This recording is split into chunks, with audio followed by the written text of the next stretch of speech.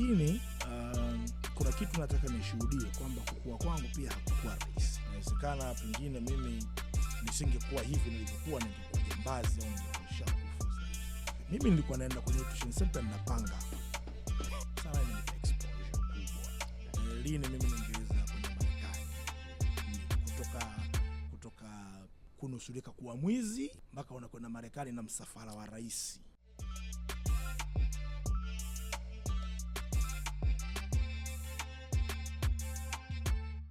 Okay. Kwa hiyo wewe ni church boy? Mimi bwana church boy, na sio church boy tu wa kipolepole, kwa sababu mimi uko deep. Nimezaliwa kwenye familia ya Kikatoliki. Yaani Wakatoliki wale wa kindaki kabisa.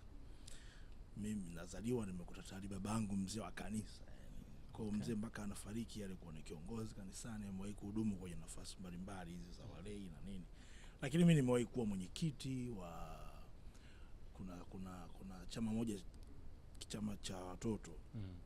Chama kimoja kinaitwa Utoto Mtakatifu. Cha watoto kabisa. Achilia mbali TYCS. Baadaye kwanza ilikuwa ni YCS sijui. Sasa ikaja kuwa TYCS. Okay. Yeah. Kwa nilikuwa mwenyekiti wa parokia, nimewahi kusafiri kwa safari za kanisa kwa sanaa miaka hiyo. Baadaye nikaja kuwa kiongozi wa kikundi cha vijana kinaitwa Viwawa. Nimewahi kuwa mjumbe wa halmashauri kuu wa lei. Kwa hiyo nimekuwa kwenye mazingira ya kwa kanisani, nimekuwa ministrant, wale watumishi wale kwenye ibada. Okay. Kwa hiyo nimekuwa humo. Kwa hata baba alikuwa anafanya kazi baadhi ya maskofu. By then na hata kutibiwa kwetu sisi tulikuwa tunatibiwa kwenye hospitali za kanisa. Okay. Kiumwa unapelekwa kule, unakutana na madaktari masista, madaktari mapadri.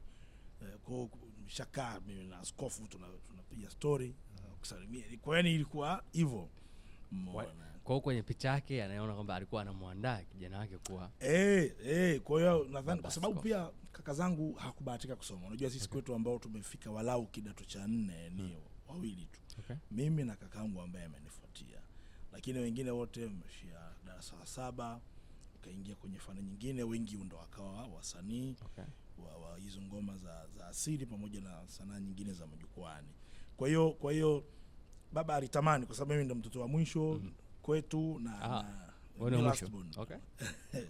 Ni last born. Kwa hiyo akatamani mimi labda nije kuwa padri, kwa sababu yeye mapadri wamekuwa marafiki zake na nini, kuna maisha ya hivyo. Lakini sasa mimi katika udogo ule nilikuwa sina vision yote kidogo bwana. Na sijui ilikuwaje, baba alipokea kawaida sana. Okay. Au unamwambia kwa sababu aliniambia kuna nafasi zinatangazwa kila msimu unapofika kuomba kwenda seminari. Mimi nikamwambia mzee na yeye naamini aliamini ingekuwa rahisi, kwa sababu tayari ana marafiki mapadri, maskofu na nini. Kwa hiyo hata masuala ya kusoma na nini ingekuwa sio kubwa. Kuna siri gani kwenye jina la Mizambwa?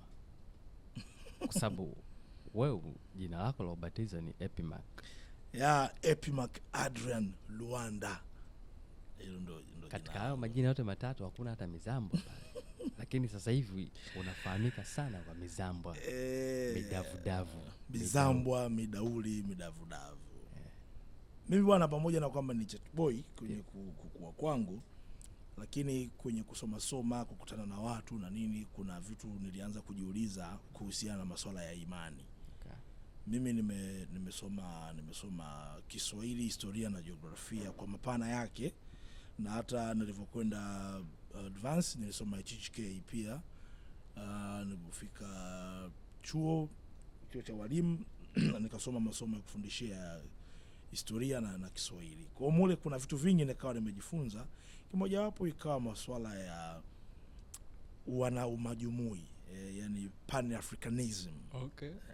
Kwa hiyo Pan-Africanism inateka vitu vingi, lakini mmoja wapo kwanza ni politics pamoja na imani. Kwa hiyo kwenye imani yangu nikaona kuna shida kidogo kwenye masuala haya ya dini. na inaanzia pale kwenye masuala ya kubatizwa, kuacha jina lako la asili, kuacha imani ya huku, kuna nini na nini. Nilikuwa nafanya utafiti ambao haukuwa rasmi kwenye kuangalia kinachofanyika kanisani na kile ambacho tunakifanya. Kwa sababu mimi ni Mluguru. Ndio. Watu wanasema Mluguru gani mrefu? Of course na nini, lakini mimi ni Mluguru na niliwahi kujipa AKA ya Mluguru mrefu miaka hiyo. Kwa sababu nikikutana na watu nikiwaambia mimi Mluguru wanaamini, wanajua labda Mnyakyusa, ni Msukuma, labda mtu kutoka Mara huko na nini au Muhaya na vitu kama hivyo. Kwa mimi ni Mluguru. Kwa hiyo hii Mizambwa, kwanza Mizambwa ni jina la Kiluguru. Mizambwa ndio Mkude. Yaani ukisikia Mizambwa na Mkude maana yake ni moja. Kwa hata ukisema Mizambwa Midauli Midafudafu ni sawa sawa na mimi niseme Valema. Maana yake ni moja tu. Lakini mimi nimelichagua hivyo kwa sababu kwenye Kiswahili kuna kitu kinaitwa visawe. Yaani ni kitu kimoja kinakuwa kina majina tofauti. Nikachagua kuita hivyo kwa ajili ya kutengeneza tu hiyo sound ya namna hiyo. Kwa hiyo niliamua kutumia jina la Mizambwa pale ambapo nilisema sasa narudi kwenye asili. Sasa naachana na Ukristo. Ndio. Kwa sababu kuna vitu vingi vinavyofanyika haviko sawa, mimi na vitafsiri haviko sawa na hata kwenye hoja fulani tukizungumza tunaweza tukatengeneza mada ikawa ndefu sana hapa. Lakini asili ya mimi kutumia Mizambwa, kwanza Mizambwa ni jina la ukoo wetu. Sio AKA. Kwa hata nyumbani ukija nilipozaliwa na kukulia, yani ukisema Mizambwa nyumbani kwetu kunaitwa kwa kina Mizambwa. Hata mama yangu mama maarufu sana, mama Mizambwa au mama Mwenda.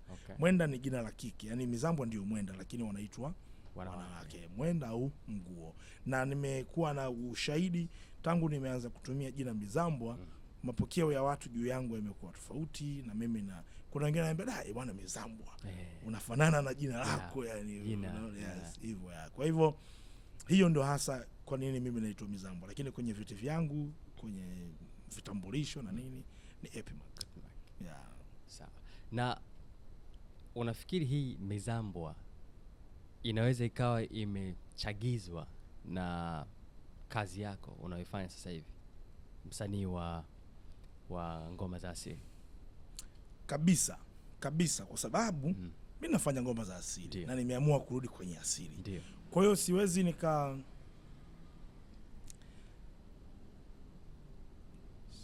nikajinasibisha na uasili alafu nikatumia Epimac Adrian alafu unaona ni majina fulani hivi ya kizunguzungu western fulani.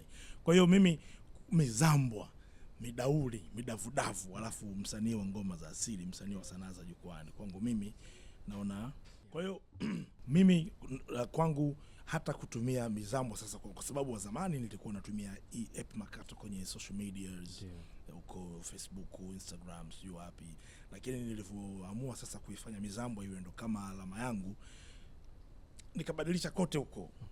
Mizambwa, Midavudavu, Mizambwa 020, Mizambwa hiyo. Kwa hiyo kwangu mimi naona yani kilichonisukuma hasa ni kuona mimi nafanya kitu cha asili. Kwa nini nisitumie jina fulani ambalo litakuwa lina mtokezo, lina kusikika kwa namna hiyo ya asili Lakini niseme tu tangu niko mdogo hiyo Mizambwa ilikuwa inavuma ya Mizambwa, so nilibeba hivyo zamani mtu alikuwa akiniita nasikia unaitaje Mizambwa bwana, mimi naitwa Epimac. Unajua lakini imebadilika sasa hivyo. Sichukii ukiniita Epimac, lakini nitapenda zaidi ukiniita Mizambwa. Sawa. Ngoja nikurudishe nyuma kidogo. Ni safari yako ya makuzi yako,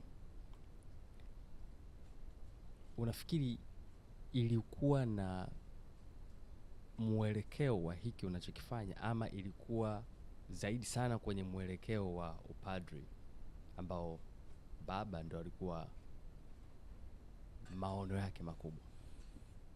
Safari yangu bwana pale mwanzoni kabisa ilikuwa na uelekeo kabisa wa kuwa padri. Kabisa. Lakini sasa mifumo ya kuishi pia, wakati mwingine unakwenda shule kama hivyo unasoma, unatembea kwa watu, unatoka unakwenda chuo, unafanyaje, unakuta vitu badilika. Lakini kuna kitu nataka nishuhudie kwamba kukua kwangu pia hakukuwa rahisi. Okay. Na kukua rahisi kwa sababu mimi nimezaliwa Uswahilini, nimekulia Uswahilini kabisa. Yaani hakuna kitu cha Kiswahili cha kiuni ambacho sikijui, hata kama sijakifanya, lakini nina uzoefu nacho. Okay. Mimi nimezaliwa Mabibo, Dar es Salaam. Mabibo, Dar es Salaam, Uswahilini yani. Umeona Okay. Na nikasoma Yusuf Makamba Sekondari way back huko. Sisi tulikuwa ndio form 4 wa pili kumaliza pale. Toka ile yani shule inaanza, sisi tulikuwa ndio form 1 wa pili, alafu yani maana kuna watu walitutangulia. Kwa tulivyomaliza sisi ilikuwa ni intake ya pili kumaliza. Kwa wakati shule tu inaanzishwa wakati ule. Nikaenda kusoma Azania, as a boy pale. Nyama sana. Uone mwingi. Uone. Kwa hiyo kwenye kukua kwangu mtaani kuna fujo na pilika nyingi sana ambazo nimepitia. Kwa kiasi fulani nasema kukua kwenye mazingira ya kupelekwa kanisani, kufanyaje kidogo kumesaidia angalau kuniepusha na vitu fulani, japokuwa kuna watu ambao nilikuwa nao huko kanisani. Sasa hivi ninavyozungumza na wewe, mateja, wengine wapo jela, wengine wamefariki. Na sio watu wa mbali, ni watu wa karibu kabisa. Mimi nimepoteza ndugu, nimepoteza marafiki kwa namna nyingi. Yaani wamepotea, wengine ndo kama hivyo wako jela, wengine wamefariki kwa kuuawa kwenye wizi. Inawezekana pengine mimi nisingekuwa hivi nilivyokuwa, ningekuwa jambazi au ningekuwa nishakufa sasa hivi. Na matukio fulani hivi, kwa sababu nakumbuka kuna bwana mmoja, sipendi kumtaja jina lake, lakini ni jirani kabisa na nyumbani. Yaani nyumba ya pili. Nyumbani kwetu kama kwao na nyumbani kwao kama kwetu. Okay. Anaweza akaingilia mlango wa uani akatokea barazani, the same na mimi nyumbani kwao. Yule jamaa aliuawa kwa ajili ya wizi. Tulimzika. Na mimi alikuwa rafiki yangu hivyo. Tumecheza mpira wote mtaani. Yaani hivyo, yani unajua Okay. Mimi wakati nasoma na wakati nakuwa mtaani kuna vurugu nyingi. Kipindi kile ndo makempu yanaanzishwa, maconcert. Watu wanashindana, sisi tumemwalika Mr. Blue, tumemleta Juma Nature, sisi tumemleta nani, mnachanga fedha kwa ajili ya kuwaleta. Fujo. Kulikuwa kipindi kile pia fujo zile za wasichana kubakwa, ile unasema kupigwa mtungo. Sisi tulitengenezea kauli mbiu moja, ni neno fulani inaitwa fiesta. Yani kitendo cha kwenda kumuingilia yule dada kwa pamoja kwa wingi wenu, mnaweza mkawa 8, 10, 12, ilikuwa inaitwa fiesta. Okay. Yani kama festival, yani watu wanafurahia kufanya kila kitu. Sisi kwa wakati ule tulikuwa tunaichukulia tofauti, kitu cha hatari sana. Ndio. Lakini nimekuwa na marafiki na ndugu ambao wamefanya na kufanyiwa hivyo vitu mtaani. Okay. Na bahati mbaya sana kulikuwa kama vile hakuna mahali pa kwenda. Yani kama una kwenda kumshtaki, yani unajua Lakini ni vitu vya hatari sana ambavyo vimewahi kutokea. Mimi nakumbuka wakati tunasoma pia sekondari ile, kulikuwa kuna bwana mmoja nasoma naye nyumbani kwao, kaka yake alikuwa anauza bange. Okay. Haikuwa ajabu. Yani ninavyozungumza sasa hivi ndio ina maana inawezekana, lakini nyumbani kwao wanauza bange na ni kijiwe cha wauni, yani masia wote wa mtaani wa mjini pale. Kile kijiwe wanakijua yule jamaa alikuwa maarufu. Unataka ganja kwa fulani, kwa fulani. Yaani mpaka wale askari wakawa wanajua, wana namna zao ambazo wanaenda nao. Kwa hiyo tukitaka kwenda shule, yani sometimes ya shule tunachukua kwenye ubao wa kamari. Kamari unajua watu wanacheza zile karata zile, kucheza kamari zile. Mimi nampitia mshikaji pale kwao. Hela ya shule tunachukua kwenye ubao ambao watu wameziweka pale kama ndio dau zile bwana, wameweka 200 au 500 kwa ajili ya kuzungusha chafu tatu tunachukua pale ubaoni. Alafu sisi tumekula uniform. Sasa hapo sijaelewa. Ile hela anaitakiwa kuchukua si alishinda? Mzee, yani ule uuni kwa sababu ule blaza pale si ndo kwao. Yani blaza yake na ule mshikaji wangu mimi pale ndio kwao. Kwa hiyo pale ndio mwamba ndio kontawa. Kwa hiyo sisi tunakoona oya madogo achukueni hapo. Kwa hiyo nenda unaokota. Na hakuna mtu yote anakuambia chochote. Watu wana panga, wana maalama, afu poa wanangu. Nenda skuli. Kwa hiyo kuna mazingira fulani tumekulia. Noma. Siku moja nilikuwa nimetokea sina hili wala lile, kwa kama kwenye saa 12, saa 11 jioni. Shatoka zangu skuli, nimefanya picha zangu nikaenda maskani. Unajua Dar es Salaam kuna ile maskani yenu kwa jioni mnakaa mnakutana. Kijiwe fulani Kafika pale nani pale maskani. nakuta kuna mtoto kabebwa, mtoto mdogo, alafu analia. Kwani vipi? Washikaji, huyu bwana mama yake kaondoka basi nini. Sasa mimi kwetu wa mwisho, alafu nimezaliwa kwa kupishana sana na mabro na masister. Kwa hiyo nyumbani pale nimelea sana watoto wa kaka zangu na dada zangu. Kwa hiyo nilikuwa na experience kidogo ya kucheza na watoto. Nikamwambia hebu nipeni basi huyo mtoto. Nikamchukua mtoto nikawa amelia sana. Matokeo yake akaja akanyamaza. Nauliza huyu mtoto wa nani, kwani afu mamake yuko wapi? Baadaye nakuja kupata habari kwamba mamake yule mtoto ni kutoka mtaa kama wa 4 hivi kutoka tunapoishi. Alikuja pale kwa mpenzi wake ambaye ni mshikaji wetu. Ule mtoto ni mdogo. Ndio. Huyo msichana naye, yani mama yake pia ni msichana tu mdogo. Ni mdogo. Ananyonyesha. Amezalishwa tu huko, lakini akaja kwa mahusiano na ule rafiki yetu ambaye sio bwana, sio baba wa ule. Sio mwenyewe. Kwa akawa amekuja kutembea, yule jamaa akawa analazimisha, kaja na mtoto analazimisha fulani. Sasa ule binti akawa anasema bwana mimi nanyonyesha bwana sijui. Unajua ujinga peer groups. Wale washikaji wa pale walikuwepo wakasikia ile issue. Walichokifanya akamwambia, sikiliza wewe mtoto asisi tugee hapa, tutambeba wende ndani kaongea na mchizi. Hakukubali yule dada. Eka wakampora mtoto. Mtoto yule akaporwa. Sio kama nasema hii ni movie au story au nini imetu. Yaani ni kitu kweli. Wakampora yule dada, akachukuliwa kwa nguvu, akaingizwa ndani. Akataka kupiga kelele ndani. Yani yalikuwa ni makuzi fulani, tunakuwa tunafundishana vitu vya ujinga. Ndio. Jamaa alikuwa ameshatenga panga, yani ilikuwa nafikiri uvunguni au pembeni. Akawa ametoa analiburuza, ambia ukipiga kelele shughuli imeisha hapa.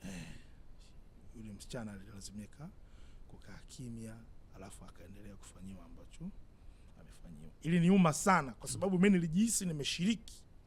Kwa sababu nimembembeleza yule mtoto. Lakini kwangu mimi yule alikuwa ni mtoto tu ambaye nimemkuta ambaye analia. Kwa hiyo mimi ilikuwa ni sehemu ya jukumu langu kumfanya anyamaze. Lakini kumbe mimi nimeshiriki kwenda kumfanya eti mtoto akae ili mama yake kule. Kwangu mimi ile tafsiri alikuwa kubakwa. Ni kweli. Kwa sababu alifanyiwa kile kitendo kinyume na ridhaa yake. Kwa hiyo vilikuwa ni vitu ambavyo mimi naenda kumwambia nani, lakini ndio maisha nao, ndo marafiki zangu. Ndio. Ambao tumekuwa nao mtaani. Siku moja pia nakumbuka tulikuwa tunatoka kwenye muziki, unajua ma concert yale yanafanyika na yanakesha. Kuna dada mmoja alikuwa yuko mtungi sana. Sasa hivi hayupo. Alikuwa yuko mtungi sana, alafu alikuwa na mshikaji mmoja bwana yake. Huyo dada na huyo mshikaji hawalingani umri. Mshikaji ule ni mdogo, dada ule ni mkubwa. Wakati yuko mitungi bwana, jamaa akili za kipuzi. Sio kama mshawishi jamaa kama vipi fiesta bwana, kwani vipi usikalewa watu fiesta bro. Wameenda wameruka naye rafiki yangu yule dada. Alafu mimi sehemu niliokaa, yani nimekaa kama hapa jamaa ona nyuma. Mimi sijui nielezeaje ile hali. Lakini yale ni mambo ambayo hatari kuliko ambavyo naweza kuelezea. Hakuna usalama wowote. Sio safe, yani unajua Alafu yule, hebu fikiria mpenzi wako unaendaje kumtoa sadaka kwa wadau washikaji. Alafu jamaa alichukulia fresh tu kama kawa. Ni vitu ambavyo vinaumiza. Kwa kwenye kukua kwangu mimi nimekuwa kwenye mazingira hayo. Kuna dada mmoja pia nilisoma naye darasa moja. Wao walikuwa na kempu yao mtaa wa jirani na sisi. Siku moja wanafanya concert. Yule dada alikamatwa akafanywa unyama na watu 12. Hiyo taarifa sasa. Bado watu 12. Alafu huna mtu wa kumwambia. Yaani yani ilikuwa kama ni fedhea, sijui unaonaje. Alafu washikaji wapo yani. Yule dada aliwahi kuacha shule. Kumaliza shule ya msingi. Kwa baadhi ya watu ambao walimfanyia wao pia walikuwa anasoma nao darasani. Sio tu anasoma nao, anaishi nao mtaani. Kwa wanakutana shuleni, wanakutana mtaani. Yani baadhi yao tunasoma wote, baadhi nao yani majirani, yani ulikuwa ufanyiwi ubaya na mtu ambaye hakujui for that time. Lakini pia wasichana wageni wa maeneo yale walikuwa wanakuja, washafanyiwa sana hayo matukio. Sana. kulikuwa na jamaa mmoja amezamia sasa hivi kwa South Africa. Yani yeye alikuwa na watu ambao mpaka wanamfuata nyuma kwa sababu alikuwa kama mtemi, yani sio kama alikuwa mtemi pale mtaani. Kwa akimtaka msichana anamkamata, anakwenda naye kwa, alafu wale wa jamaa, kwa hiyo anaanza afu jamaa wengine wanafuata. Sawa, sasa nicho nataka nijue wao wanawake hao au hao wadada wao walikuwa wanalichukuliaje Liam? Mimi kwa kweli japo sio rahisi wa kufahamu kwa sababu haukuwa upande huo, lakini ambacho najua walikuwa wanachukulia ni aibu. Yani walikuwa wanaingia aibu. Ujasiri wa kusema wanakwenda kushtaki mahali, sijui kwa nini hawakuwa nao. Je, walikuwa hata wanaweza hata kuzungumza na wazazi wao kuhusu swala? Hapana, kwa sababu vile vitu ukifanyiwa wewe mwenyewe kuvisema sio unaona aibu. Lakini pia ilikuwaje? Uangalizi ulikuwa mdogo kwa wale wasichana kwa sababu wakati ule mtu anatoka nyumbani anatoroka usiku. Anakwenda kwenye muziki usiku, mama na baba au na walezi wengine wamelala. Kwa hiyo ikatokea saa 8 saa 7 umefanyiwa hilo jambo huko. Yani unawezaje ilikuwaje? Ulifuata nini? Umeona? Kwa hiyo changamoto pia ilikuwa iko kwenye malezi. Wazazi sio kwamba walikuwa wanajitahidi, lakini sasa unakuta mtoto anatoroka. Kwa sababu hata mimi wakati natoka ilikuwa sio rasmi, yani ilikuwa unapenya. Bahati mbaya sana kwangu mimi, wakati sisi bahati mbaya, wakati mimi nilikuwa naweza kuambia wale washikaji kwamba hiki kitu mnachokifanya sio sawa. Nikapewa jina bwana. Nilikuwa naitwa Baba Paroko. Kwa sababu nilikuwa najifanya mimi mtakatifu. Mtu anaweza akaoji, yani wewe mshikaji wangu wewe unasema tu wanafanya marafiki zako tu afu wewe ufanye. I swear. Na niliwahi kuapa kwamba kwenye maisha yangu siwezi kuja kufanya hiki kitu. Unamfanyaje mwanamke maande kama hivyo? Yani how comes? Lakini mtaani kwetu yalikuwa ni maisha ya kawaida. Kwetu mtaani mtu anaporo hapo unaona tu. Yani mtu ananyanyuka yeye anamchukulia mtu simu afu anakaa hapa. Unaanza kumfanya. Ila hiyo bwana, ninaweza hata nikaikiri kwamba kuna baadhi ya sehemu, sio baadhi ya sehemu, hata Kariakoo pale mtu anaweza akakuona akaona unaibiwa na akashuhudia kwamba huyu bwana anaibiwa na akanyamaza kimya. Hii kitu mpaka leo sijawahi kuielewa kwamba ni nini hii kitu. Yani sijajua ni utamaduni gani ambao Watanzania wanataka kuanzisha sasa hivi. For instance, hata hizi za watu kutekwa. Umeelewa? Sio, of course sio mahali pake hapa kujadili, lakini kwa sababu ndio hicho unajua ni utamaduni huo kama unaofuatilia. Na huo hujaanza leo. Hujaanza leo kwa sababu mimi natukwambia ni miaka hiyo wakati mimi ndio nakuwa kuwa. Kikubwa ilikuwa ukionekana unatetea, baadaye ile kesi inakuja kugeukia kwako. Yani wale jamaa baadaye wote wanakuona wewe mnoko nini, unajua zile unakuletea ambayo vipi unafanya hivi, na anaweza akakuzuru kabisa. Unaona? Kwa sababu mimi na rafiki yangu mmoja alitobolewa macho, yani alikuwa anapaki pale Kigogo mwisho pale bodaboda. Katika pilika zake akaenda sehemu moja Tabata kule chini, akakuta kuna jamaa anaporwa pikipiki usiku. Sasa cheki anayeporwa anamjua, wanayempora pia anawajua. Wote wanajua. Sasa yule ambaye anaporwa hawajui wale wanayempora, lakini kwa sababu pale yule rafiki yangu mimi mwenyeji ndio akawa anajua wale jamaa, akapaki pikipiki, wenyewe vipi, habari gani, akawataja kabisa. Kwa mfano kama wewe Falema, mbona mnazingua? Ilikuwa kosa bwana. Yule jamaa aliyeporwa aliuawa, ambaye alikuwa ndo anagoma kutoa pikipiki. Yule mshikaji wakamtoboa macho, walimpiga sana, afu wakaamini pia naye amekufa. Aliwahi kutolewa mpaka kwenye media fulani hivi. Jamaa alikuwa kipofu pale. Yani leo inaniuma kwa sababu jamaa katika bodaboda wa mwanzo, afu alikuwa kwa smart shalo, yani yule mshikaji alikuwa msanii pia wa maigizo. Kwa hiyo mfano wake ndio huo, kwamba mtu anaamini nikiingilia baadaye itakuja kwenye jamaa. Sasa hivi tayari anaomba tu anakuwa pale stand na nini, lakini ishabadilika, yani kutoka kuwa unajitegemea mpaka kuja kuomba ni kitu cha ajabu. Yani ni kama vile hakuna mamlaka, sijui nisemeje, sijui vipi, lakini ni mbaya. Na matukio ya namna hiyo, siku moja tena sikio nilikuwa niko na shemeji yenu Mama Blavu. Long time ndo tunaanza back in the days. Unajua kwanza mimi tumesoma wote ule level. Lakini hatukuwahi kuwa na mahusiano mpaka tumemaliza shule. kitu ambacho hata nikiwaambia watu mimi sasa. Alafu hiyo unajua inakuwa nzuri sana hiyo. Nitakupa mfano. Kusoma na binti aidha shule ya msingi ama sekondari ama hata chuo, alafu kutokuwa na mahusiano naye, alafu mtakapokuja kukutana mtaani sasa, unajua unakuwa na privilege kubwa sana ya wapi pa kuanzia. Sure. Mizambo. Sababu unamjua. Yaani utumii nguvu kubwa kama hizo kujitambulisha. Unajua mimi ndio yule nani hapa nafanya kazi. Kwanza alikuwa mshikaji wangu. Okay. Tulikuwa tuna group fulani. Basi hiyo safi sana. The day namwambia alikuwa mshtaka mkubwa sana kwa wanangu. Kwa sababu aliwacheki wanangu wote. Mmemsikia ufala? Yaani hujakongo. Kanionaje? Yaani wao wanakutext ni kama vipi? Alafu naambia wewe mchezo ni acheni mimi. Nitakuja kuwapa feedback. Sasa siku hiyo tumekaa, haikuwa miaka mingi sana, kama miaka 10 na kitu kutoka sasa. Tumekaa maskani usiku. Yaani unajua Uswahilini kukaa usiku nje kawaida yani.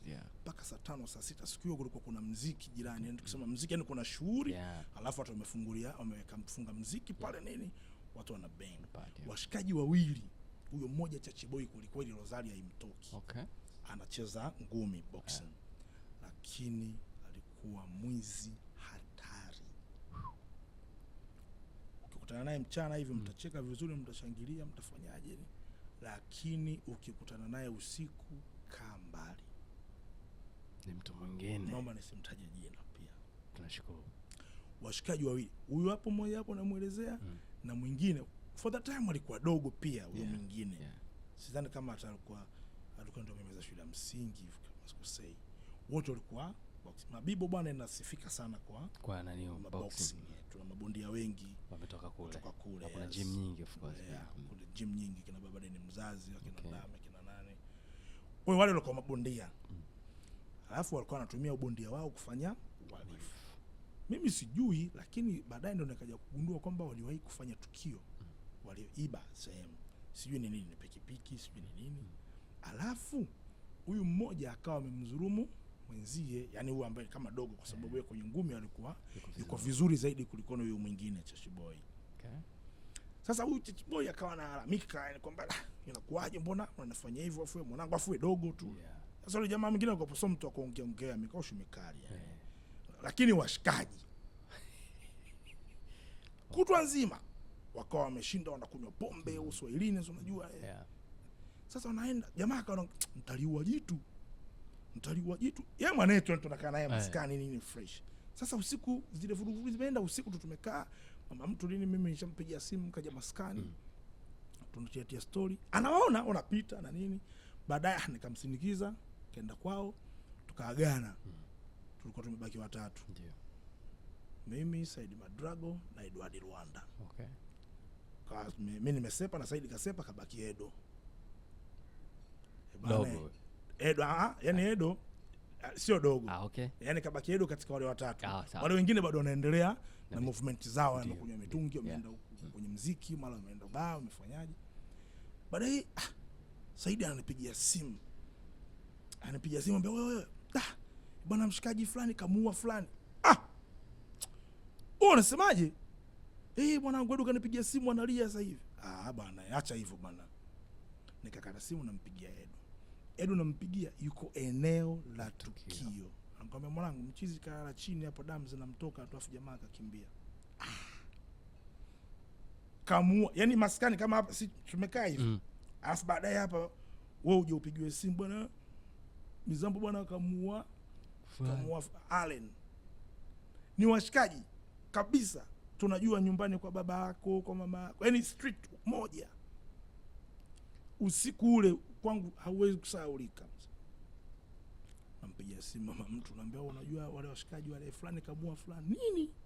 Tayari habari ikawasha ishavurugika, mambo shagarabaga. Kumbe jamaa kile kisasi cha kuonekana kadhulumiwa ikawa ina sasa yule jamaa mwingine mdogo mwingine alikuwa. Kwa hiyo inasemekana wakati anamwambia tena akamwambia kwa nini unasemaje bwana wewe fala, mimi nishakudhulumu, unaniambia nini na kila kitu Bazile jamaa kumbe ana kisu muda mrefu. Kakitoa kapeleka wakapeleka visu 5 pale pale. Huyo mshikaji ukimuona hivyo nakwambia tena, kwa sababu wakati tunakuwa wadogo sisi tunacheza mpira mtaani, yeye anapita amebeba katekisimu. Katekisimu na hiyo kitabu kile cha dini. Kabeba katekisimu anaenda kanisani na rozari. Hapa sisi tunaonekana waune masela, tunacheza mpira, sisi tuende kanisani, yeye anaenda mafundisho. Alafu wewe uende kanisani, nakuja mimi tena najibu nakuja, umeona. Lakini akaja akafanya tukio kama ilikuwa mbaya. Kwa hiyo ni na huyo sasa na yule jamaa anakuambia jirani yetu ambaye alipigwa aliwao uwanja tipu pale wamemchoma moto. Wote walikuwa ni washikaji. Kwa hiyo ilikuwa ni street moja. Na bahati mbaya sana mpaka leo hii ule mtaa bado una aina fulani ya maisha ya namna hiyo. Kwa hiyo wakati mwingine mimi nikisimama hivi nikijiangalia afu nikiangalia nilipotoka, nasema Mungu anakusudi na mimi. Kwa sababu hao washikaji wanaokuambia mwaka mpya, kwa mfano yule usiku wa mwaka mpya kule tuna utamaduni wa kusherehekea. Yaani unakaa unaisubiria ile saa 6 kamili. Kishafika saa 6 kamili, kelele, shangwe na nini, mnakimbizana, mnaandamana, mnapiga ngoma. Sasa ilikuwa kwa mfano mnatoka hapo mnakimbia mpaka Magomeni, mnasherehekea mwaka. Mnakimbia tu mnaimba tu umeuona mwaka mpya, hivyo mnapiga. Yaani hivyo madumu na nini, vibe. Huko tena mtakutana na watu wa makundi kutoka mtaa mwingine.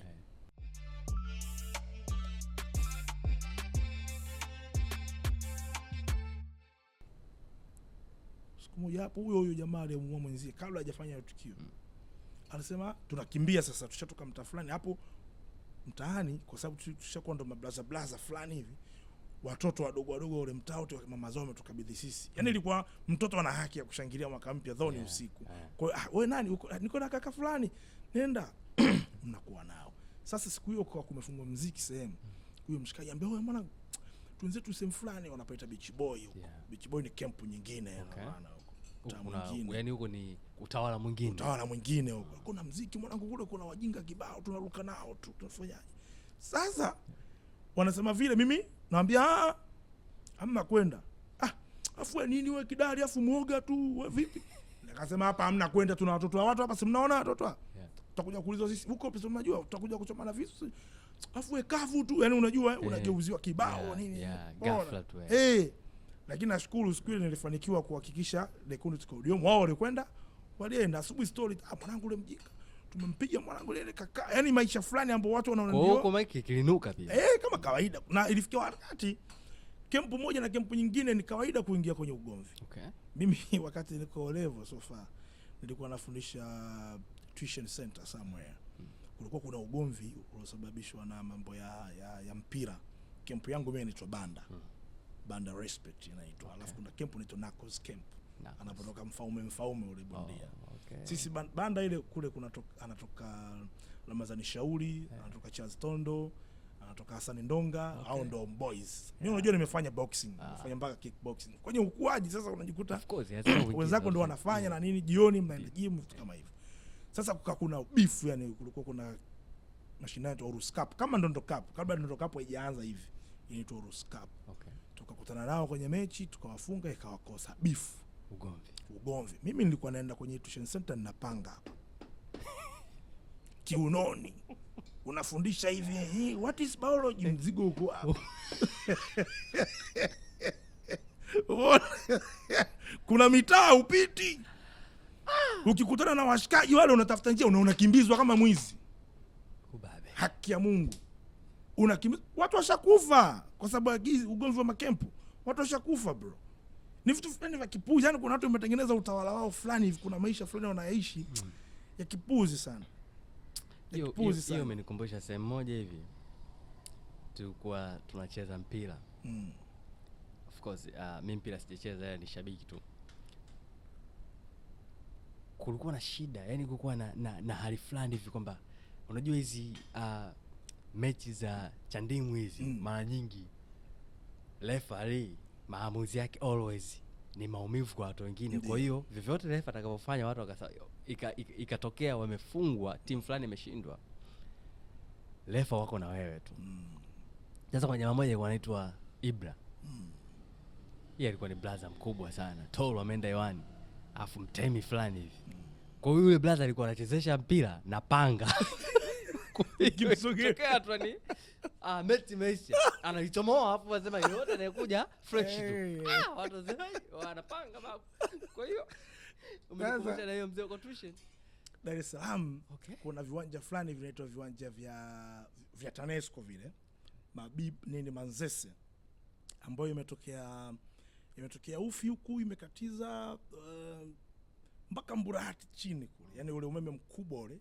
Sasa umeme mkubwa ukipita katikati manake kunakuwa patomiki. Kwa zaidi watu wataka aidha makaburi au viwanja vya mpira ambao pia sio safe. Lakini mara nyingi sasa kuna viwanja vitatu viko sehemu moja. Kuna Parianda, kwa Bubu na Uruguay. Hapo kwa Bubu asili ya kuitwa kwa Bubu hapo. Refa pale alikuwa Bubu. Haongei. Nani yani aongee kweli au ni yani aongei, ana shida tu ya kuongea. Ni Bubu kama Bubu. Sasa huyo ndo muda wote anapanga. Na huyo kutoa panga asubiri mpira uishe. Kwa sababu pale ugomvi unaweza kumalizwa, yani mpira unaweza kumalizwa kwa ugomvi tu. Umeona? Na alikuwa mpira ukitaka kuisha anakaa kwenye kona kule. Kwa kisha piga ile pia. Ndio, ndefu. Na watu wanamfukuza nyuma. Sasa kumbe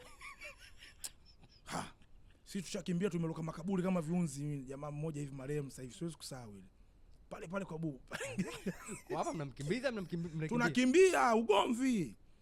Vita hapo. Yaani alikuwa karibu yako kama umjui manake ndo adui huyo. Ukigeuka huyu nani? Kumbe Valema. Yaani unajua. Unajua. Juzi hapa wakati miaka ya karibuni tayari mimi nishaajiriwa bwana. Nimerudi nyumbani likizo, kuna mechi. Mimi nimekimbia nimeenda kuvamia kamba ya nguo ile kuonekea nguo ile. Imenasa hapa. Tukaenda kupanda gari na uli hatuna. Yaani umefika stand umekutana na gari. Umeingia yakapigwa mpaka mabomu ya machozi. Kwa hiyo ni makuzi ambayo nikifikiria mpaka leo mimi nikienda home kuna watu hawaamini yani kwamba kufikia hapo na ulikotoka. Kwa sababu ninachoshukuru pia hata kaka zangu nao kaka zangu meusho of course. Mimi nimezaliwa na kaka watano. Na kakangu mmoja meusho sana brother. Lakini sio kwa kiwango kile. Mimi nimekulia nyumba ambayo nyumba yetu hii, nyumba ya pili hapa wanauza gongo na bangi. Kozi ile kesi na ndio tunapoingia kucheza. Kozi ile kesi wamekuja askari, sijui mtu kagombana wamepigana vyupa. Ni vitu vya kawaida kabisa kuviishi, yani kuviona kawaida kabisa. Yani sio kitu ambacho yana Valema kamtia mtu kisu bwana. Ustuki. Nilikuwa nawaambia watu wakati nafikiri niko chuo sio niko wapi, ngambia nyinyi nikiwapeleka nyumbani kwetu na hapa masaa unaomba kuondoka. Uwezi. Yani uwezi. Hii mtu kanyanyua benchi kampa mzee la bega, kawaida tu. Yani watu wanapiga story hapo fresh tu amna noma, lakini mara pap ghafla vitu yani yani vurumai yani. Yuzi nilikuwa nimeenda home pale. Nikaenda kununua samaki kwenye nyumba ya mama ambaye alikuwa anauza gongo. Kwa sababu sereka zilikuwa nyingi pale. Pale washakuja askari wapiga bastola juu tunakimbia. Yani ilikuwa ni kijiwe kikubwa cha kuuza gongo na madawa wakati huo. Jirani nikisema jirani vile kama mimi na wewe hapo hivi. Ambako huko ndani ndo tunacheza, tunafanyaje na watoto wao. Sasa nikaenda nyumbani, muda msose nikaenda kununua samaki. Nikarudi nikamwambia mama fulani kutoka alipotoka mpaka alipofikia sasa hivi. Anasema maisha mwanangu. Yani kutoka kule biashara ya kuuza ile nani mpaka sasa hivi anakaanga samaki fresh, yani ana amani tele. Nikasikia na mwingine analima huko Kigamboni na nini.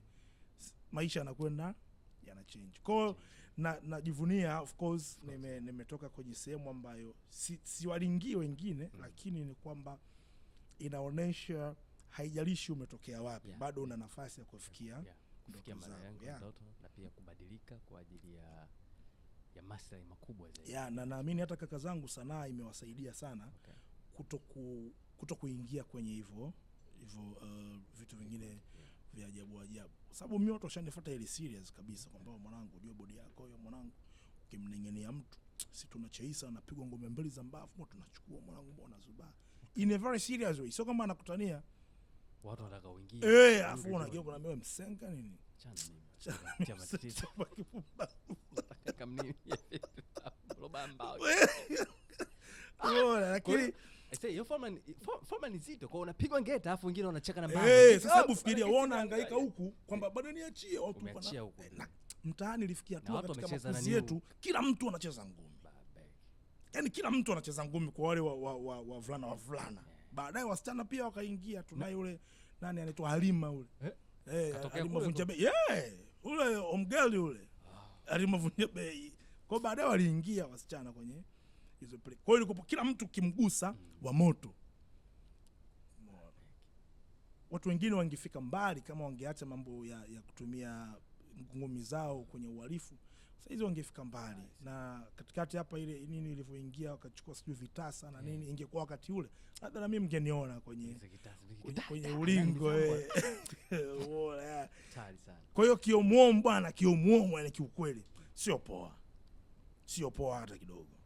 Yaani ile mtu kupigwa cutting, kuibiwa simu hizi jambo la kawaida sana. Jambo la kawaida. Ajabu, nyumbani kwetu kwa mara ya kwanza tumeibiwa 2016. Okay. Ndio kwa mara ya kwanza, kwa sababu nyumbani yetu kwanza ilikuwa ndio miongoni mwa nyumba ambazo zina watoto wengi wa kiume wakubwa. Kwa hiyo waliwezi wote. Mimi ndio kwa zamani ukinizingona kwa mimi na kukusemea kwa kakaangu. Niweka mbali. Acha kabisa. Na baba yetu alikuwa so mnyonge, yani utazingua kote lakini ukitukuta sisi, yani ukitugusa, yani sio mtu wa kunyeta, yani alikuwa hajanyeka. Lakini ndio hivyo mzee wa kanisa na nini, respect hivyo. Sasa mimi ngoja nikurudishe nyuma kidogo. Unawezaje kujivunia sanaa yako sasa?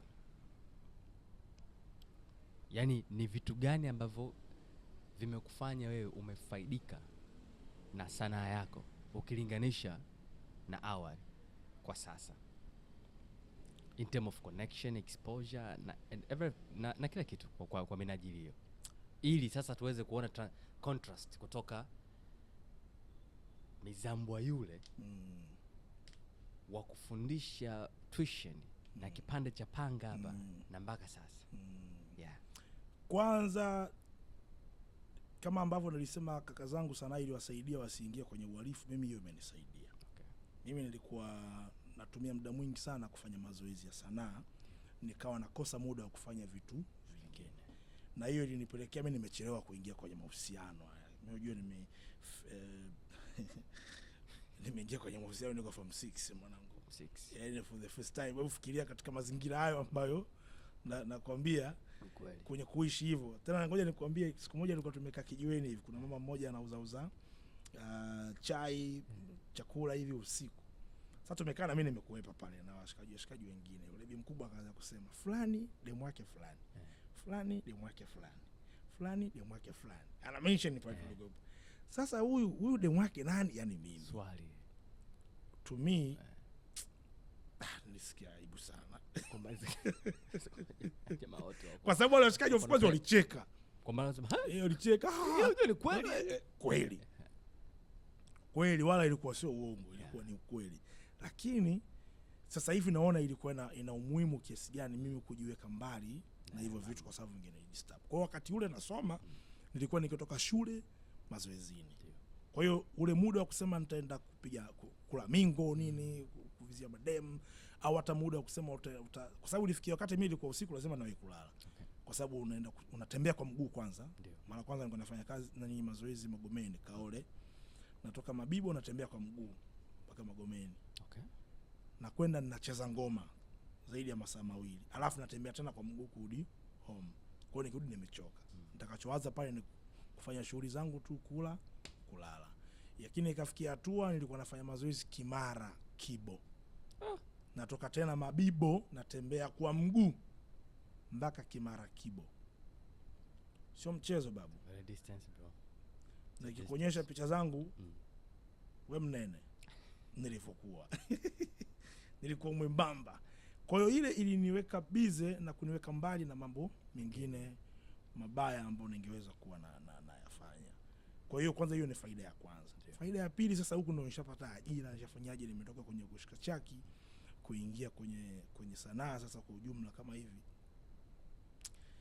sana imenipa exposure kubwa. Okay. Imenipa channels, nimefahamiana na watu wengi, nimefika mahali pengine ambapo sikutarajia kufika.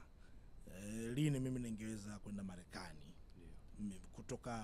Kutoka kunusurika kuwa mwizi mpaka unakwenda Marekani na msafara wa rais. Yeah.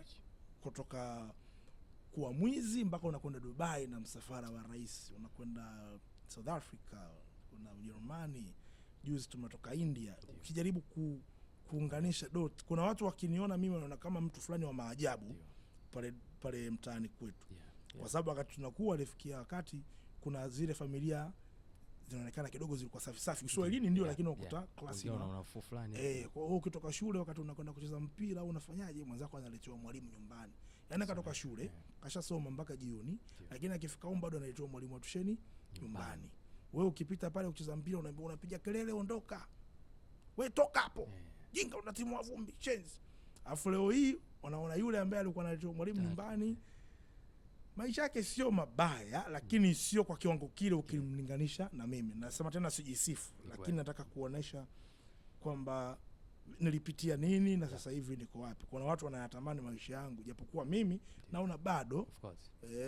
Kuna mahali nataka kufika. So kutoka huko mpaka hapa nilipofika, kwa kweli ni mafanikio makubwa sana. Mafanikio mengine bali mafanikio ya kimaisha tu. Kawaida, unapata kieneo, unapata eneo la kuishi na vitu kama hivyo. Bado yani hivyo, kama hatujafikia hatua fulani, lakini sivyo kama ambavyo ilikuwa mwanzoni. Ya maisha yale mengine yalikuwa ya kuunga sana.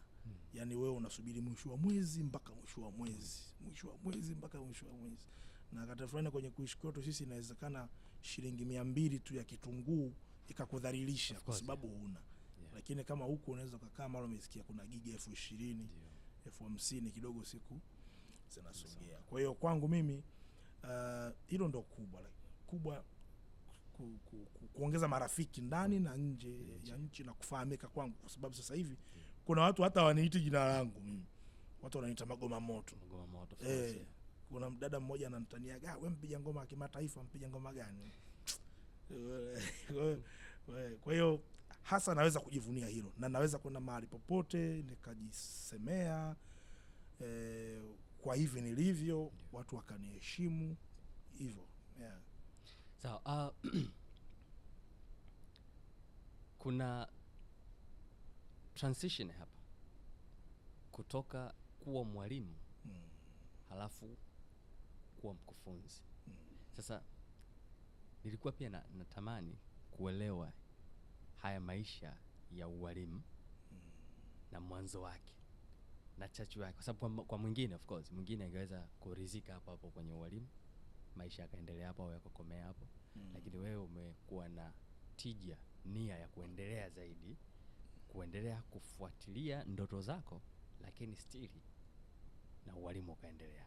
Na sasa hivi sasa umefika ualimu ule wa ndoto zako, kwa sababu unafundisha watoto kitu ambacho ni ndoto yako. Kwa hiyo naweza kusema kwamba katika watu ambao wako sehemu sahihi zaidi, wewe unaweza ukaopo kwenye hiyo nafasi. Hebu nipe ufafanuzi kwanza kwenye maisha ya ualimu. Kwanza mimi bwana, kwenda kusoma ualimu hasa ilitokea kuwa kama ajali hivi, baada ya mambo ya uchumi kuyumba. Kwa sababu wakati namaliza advance pale Tanzania, nataka kuapply kwenda chuo kwa maana university. Kaka yangu ambaye amenitangulia alishakuwa kazini muda mrefu, na yeye mwaka huo akawa ameopt kwenda kusoma. Kwa hiyo mtu ambaye alipaswa awe sehemu ya mchango wa kunisaidia mimi kusoma, naye anakwenda kusoma. Kwa hiyo swala la mimi kwenda university, na wakati mimi nilisoma pure arts, ilikuwa ni ngumu kuweza kupata mkopo. Ilikuwa lazima upate msaada wa kifedha kutoka kwa ndugu au familia na vitu kama hivyo. Kwa hiyo swala la mimi kwenda kusoma ualimu lilikuwa ni chaguo la mwisho, baada ya kuona sasa swala la kwenda chuoni limeshindikana, familia haina fedha, hatuna uwezo huo wa kumudu hivyo vitu. Na cha ajabu pia, kaka yangu mimi ndo nimemfanyia application ya kwenda chuo. Okay. nakumbuka nilikuwa niko na washikaji kwenye hatua za mwisho kabisa, tuko pale Posta Mpya, tunataka tutume zile form kwa EMS, zile mambo ya bodi ya mkopo sili nini. Sasa watu wote wameshika bahasha zao, mimi I was there na bahasha ile ambayo haina jina langu. Nilikuwa najitahidi sana kuificha kwa sababu wale hawajui kama na apply kwa ajili ya bro. Lakini ikatokea mmoja akaiona bwana. Kwa hiyo yani ilikuwa like, wewe mbona jina lako wewe vipi? Kaushambia wewe umekosea vipi? Ikabidi aende aongee na jamaa wengine. Wewe jamaa, huyu jamaa vipi? Ngambia yeye jamani, huyu mimi brother yangu na apply. Kwa hiyo michakato yote mnaifanya hainihusu mimi, tunafanya tu. Jamaa walipokea vibaya na mimi iliniuma zaidi kwa sababu mwanzo nilishakubali, lakini yale mapokeo yao na mimi yaliniingia. Kwa hiyo nikaenda kuomba kusoma chuo cha ualimu. Sikusema nitataka nisome chuo gani, nisome vipi. Nikaenda pale Wizara ya Elimu, wakati ule ilikuwa iko opposite na Ikulu.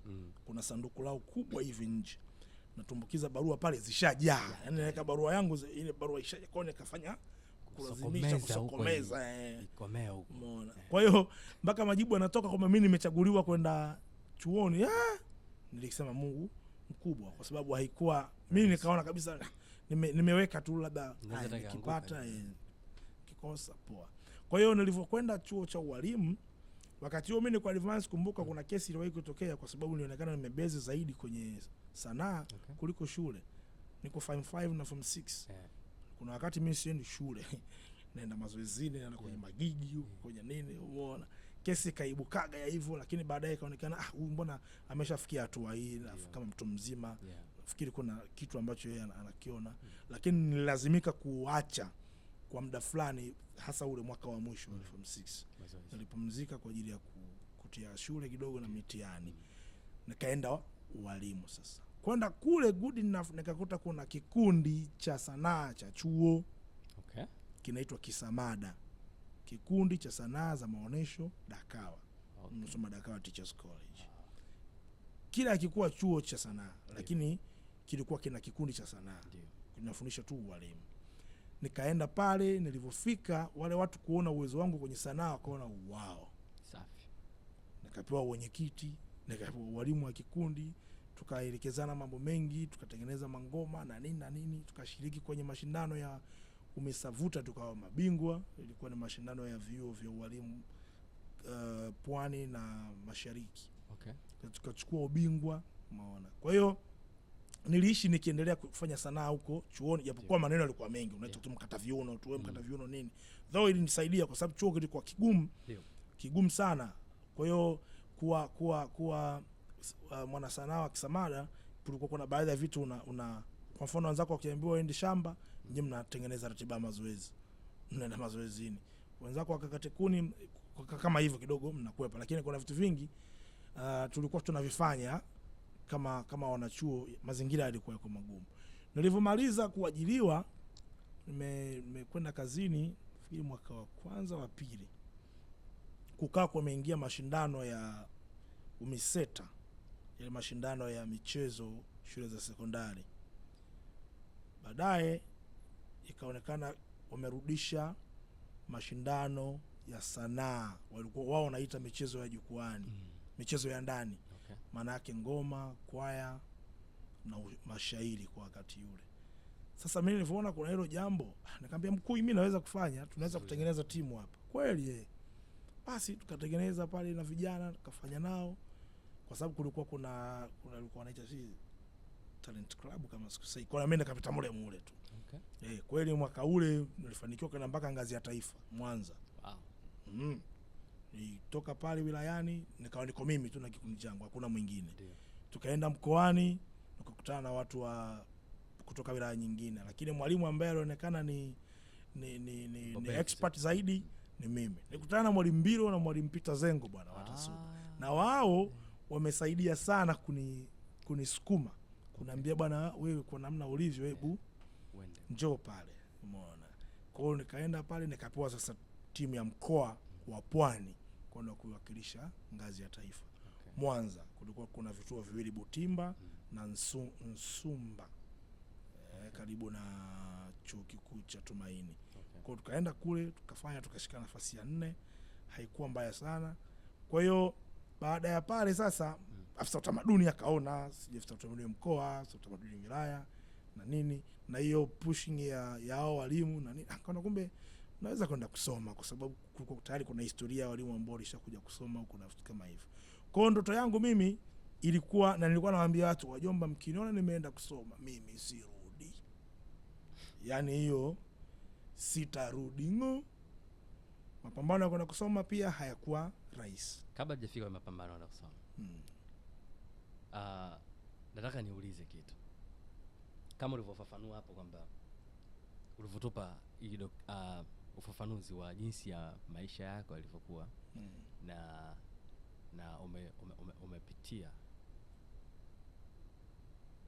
chuo cha ualimu, alafu ukaanza ajira kama mwalimu wa shule ya sekondari. Naam. Walimu wa shule ya sekondari wanafundisha watoto ambao tunaweza kusema ndo wanapevuka, tunaita fruish age. Kule ndo sasa zinaanza kuwa zimeshamiri zaidi, na makuzi uliopitia wewe hayo ya boxing na vitu kama hivyo. Of course watoto sometimes nao wanaweza kawa ni wasumbufu, japo kuna misingi yenu kama walimu professional jinsi gani ya kudai na watoto. Lakini pia tunaona pia walimu wengine ambao wanashindwa kustahimili, wanawatia bakora watoto mpaka wanafariki na vitu kama hivyo. Sasa nilikuwa nataka nijue ulikuwa mwalimu wa aina gani ulipokuwa shuleni? Brother, mimi bila kuficha, mimi nilikuwa mwalimu mkali bwana, lakini rafiki. Okay. Mkali lakini rafiki. Mkali lakini rafiki. Nilikuwa nikisimama sehemu hivi nikisema, wewe kama kuna wanafunzi 6 wanakuja wote, alafu nasema aje mmoja. Na si ukali wa kuchapa fimbo. Mimi bwana chapa sana maneno. Okay. Nilikuwa na uwezo wa kuzungumza na watoto mpaka wanalia. Yaani mtoto anakuambia mwalimu basi nimekuelewa. Kuna wengine marafiki zangu kwenye mitandao kwa Instagram, Facebook, wengine nakutana nao, kuna wengine wanafanya kazi Bagamoyo hapa. Teacher vipi? Siku moja nimetoka sokoni, sina hili wala lini, niko na bodaboda napiga kumbe dogo kaniita tangu huko mimi sijui. Kanikimbilia kaja kunikuta kwenye kona hapa ya kuingia Francesco. Okay. Kwa sababu ilikuwa lazima tupunguze mwendo. Nashangaa watoto teacher tunakuita usikii. Sasa najaribu fikiria walimu hatupendwi obvious. Ukiwa mnoko yani unaona mtu akikuona na kukimbia. Sasa kutoka kukimbiwa mpaka kukimbiliwa unaweza kaona ni picha namna gani. Kwa mimi nilikuwa mkali lakini nilikuwa rafiki, kwa sababu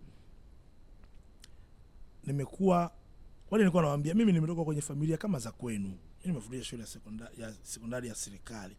Familia ndo hizi yani, unakuta mzazi anajinyima, anaacha kununua kitenge kipya, suruali mpya, anakulipia wewe ada. Kwa nini wewe usisome? Kwa nini hauthamini huo mchango wake? Kwa hiyo nilikuwa natumia hizo mbinu za kuambia uhalisia wa mambo ili kuwasaidia. Na ukali wangu ulikuwa sitaki ujinga. Ndio. Na hata nilivyoanzisha kikundi cha ngoma nilisaidia watoto wengi waliokuwa wakorofi walirudi shule. I'm telling you. Okay. Kwa sababu ya ngoma. Waliokuwa watukutu walibadilika tabia. Kwa sababu ukiacha kufanya mazoezi ya kucheza ngoma na kufanyaje, tulikuwa tunapata muda wa kuzungumza. Yaani una sababu gani ya kukimbia shule? Una sababu gani ya kuwa mtukutu? Kwa hiyo unakuta watu wakawa wanabadilika polepole. Watu wengine watoto wamenusurika kwenye kufukuzwa shule mpaka kuja kuwa watoto wazuri. Sio kitaaluma, yani kitabia. Mtu anakuwa na tabia mbovu. Anaweza kana taaluma nzuri uwezo wake, lakini tabia mbaya. Na hilo lilipelekea sasa, hiyo hali ilipelekea mimi nikapewa walimu wa nidhamu. Okay. Baadaye nikapewa walimu wa malezi. Kama ni chuo tunasema dean of student. Kwa hiyo nilikuwa mshikaji lakini nilikuwa mkali. Pamoja na ukali wangu, mtu pekee ambaye watoto walikuwa wanaweza kuja kuniambia shida zao kirahisi ni mimi. Na makuzi niliyokulia kwenye kukua kwangu yani mtaani yamenisaidia. Wapo watoto kweli walikuwa watukutu. Watoto wanakunjana na walimu. Okay. Walikuwepo. Lakini mimi nilikuwa na uwezo kusimama hivi assemble, alafu nikawaambia shule nzima piga push up. Wote wanapiga push up. Na siku hiyo utasikia oya kacharuka huyo. Lakini nimeupenda ualimu, bado naupenda, nimewapenda wanafunzi kwa tabia zao zote. Kwa sababu wale walikuwa na tabia mbaya walikuwa wananipa changamoto ya kufikiria namna gani naweza kuwasaidia. Changamoto nyingi shule za sekondari hizi, changamoto ni nyingi. Unakutana na kesi mwalimu kamtongoza mwanafunzi. Na sio tu kumtongoza, unasikia mara kalala naye kabisa. Oh my God. Unakuta mwanafunzi A ana beef na mwalimu A kwa sababu wanagombania msichana fulani. Ni kesi ambazo nimekutana nazo na zimenipa, kuna wakati zilinitikisa kidogo. Kwa sababu kuna wakati unaenda una deal na kesi ya mwalimu, alafu mwalimu mwenzio wewe unajaribu kuisolve, lakini ana tafsiri kwamba unataka kumharibia kazi. Wewe hujamtuma aende akamtongoze mwanafunzi. Sasa hapo mimi ngoja nikuulize swali. Kesi kama hiyo inapokuja, wewe kama mwalimu ambaye unatakiwa kuiendesha hiyo kesi, maana hiyo kesi sasa imegusa maslahi mawili ya mwanafunzi na mwalimu na mwalimu mwenzako, hiyo inakuwaje? Unakuwa na wasaa wa kuongea na mwalimu mwenzako kuhusu hilo swala, ama unaliacha unampitishia mkuu, ama inakuwaje? Yani natamani akao kupata taswira ya jinsi kuhandle. Maana mazingira ni magumu kiukweli. Mazingira yao ni magumu. Kuna mtu mwingine anaweza kukupa nafasi ya kumuita ukazungumza naye. Mwingine hakupi hiyo nafasi. Yani anatengeneza mazingira ya kujihami kwenye kiwango cha kujitoa kwenye hiyo kesi. Lakini wewe unajua kabisa kwamba huyu kesi hii inamuhusu. Kwa hiyo wapo ambao nipata nafasi ya kuzungumza nao, lakini wapo ambao nilazimika kupeleka taarifa juu. Ufanyaji wa kazi una taratibu zake. Mimi ni katibu, yani sawa, ni mwenyekiti, ni mwalimu wa malezi, nidhamu na malezi, lakini na mwenyekiti wangu ambaye ni makamu mkuu wa shule. Ambaye yeye anaripoti kwa mkuu wa shule. Kwa mimi jambo likinishinda nalipeleka kwa makamu mkuu wa shule, tunalijadili. Tutaona namna gani ya kudili naye yule mtu. Katushinda tunalipeleka kwa mkuu wa shule. Na uzuri wake wakati yule anafanya kazi, yule mzee, Mwenyezi Mungu ambariki, Bwana Sylvester Shishira, amenisaidia sana kwenye shape. Alikuwa mtu mzima. Na mpaka leo mshikaji wangu juzi nimeweka status fulani hivi aka comment. Mara mwisho akawa ananiita Mswahili. Sasa wewe Mswahili kwa sababu ya namna ya nilivyoishi naye. Alisaidia sana kufanya mambo ya kidogo yakawa mepesi, lakini hayakuwa mepesi, yalikuwa magumu. Kuna taratibu, kuna kuonywa, unapewa mara ya kwanza, mara ya pili, na hatua nyingine za kiutumishi. Unajua sometimes na nyenye ni changamoto kwa sababu hao watoto wakati mimi naingia pale, unajua kijijini watu wanasoma wakubwa. Mimi nimefundisha bush, hakuna umeme, hakuna maji, hakuna hospitali. Kwa hiyo unakuta mwanafunzi unamfundisha tayari ana familia tayari. Ana mtoto au ana watoto. Unaona, wanafunzi wengine wa kiume tulikuwa tunafundisha sisi wanaishi vimada huko, wamekuwa vimada na nakwambia. Kuna mwanafunzi tushaye kumtoa nyumbani kwa mwanamke mmoja hivi, mwanafunzi kakimbia na upande wa tenge. Kaingia huko kwenye mabonde huko. Walimu wamekuja. Na kwenye kule wana namna yao ya kuishi ya tofauti pia. Yaani ukiangalia bwana, kama dunia nyingine, lakini ndio maisha yanavyokwenda. Ukipita pale kila mtu anakujua, mwalimu huyo. Mwalimu huyo. Unaonekana kama askari. Kwa hiyo utaratibu wake ulikuwa upo hivyo, lakini hiyo nikwambie tu wazi ilinipa shida. Kwa sababu wakati natimiza majukumu, kuna mahali unamuuliza mwanafunzi, sasa kile kitendo cha kumhoji mwanafunzi alafu akakupa ukweli ambao unamchoma mwalimu, tayari mwalimu anatafsiri wewe unataka kumharibia kazi yake. Kwa hiyo ilikuwa ni tatizo kubwa sana. Na mimi mpaka naondoka kuna baadhi ya watu wamefurahi, naamini. Kwa sababu nilikuwa naonekana kama mwiba kwao. Na walikuwa wananishangaa kwa sababu naonekana bado yanki. Alafu nakuaje na mambo ya kizee. Mambo ya kikuda. Mambo ya kikuda. Lazima utekeleze wajibu wako. Pole sana. Lakini hii transition sasa hivi huko kwenye chuo cha sanaa, cha utamaduni na sanaa Bagamoyo. Mkufunzi pale. Ni transition kubwa kutoka sekondari mpaka chuo, kwenda chuo. Jinsi ulivyokuwa na treat wanafunzi wa sekondari ni tofauti na namna ya kutreat wanafunzi wa chuo.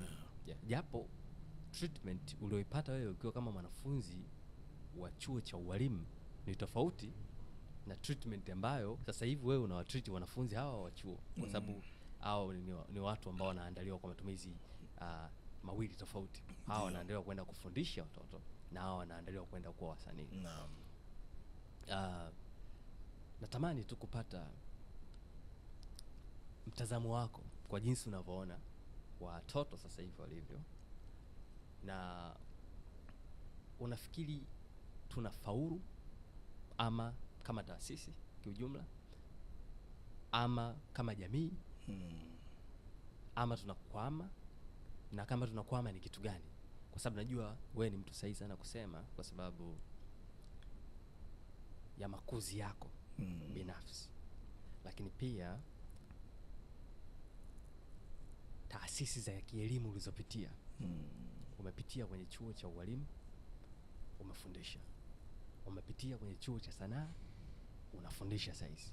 Lakini pia umekuwa exposed kwenye mataifa mengi, umekutana na utamaduni mwingi, uzungu tunaita flexibility na vitu kama hivyo. Kwa hiyo haya yote kwa ujumla wake yanakutengeneza kuwa mizambwa ambaye very exposed, educated, lakini pia ana maisha yake nyuma ambao pia na yeye amechangia kumshape kwa mtazamo fulani. Kwa hiyo sasa hivi unafikiri unaweza